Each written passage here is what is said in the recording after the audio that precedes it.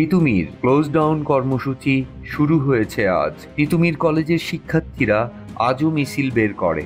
তিতুমিরকে পূর্ণাঙ্গ বিশ্ববিদ্যালয় করার দাবিতে গতকাল তারা রাস্তা ও রেলপথ অবরোধ করে রাখে।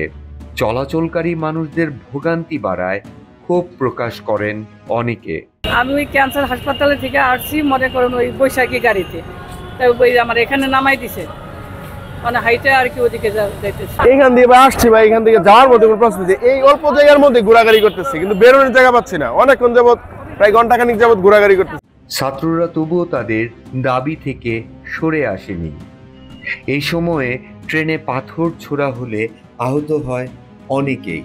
প্রধান উপদেষ্টার প্রেস সচিব জানান, এই সমস্যা সমাধানের চেষ্টা চলছে। তিতুমিরের শিক্ষার্থীরা আজও তাদের কর্মসূচি অব্যাহত রেখেছেন।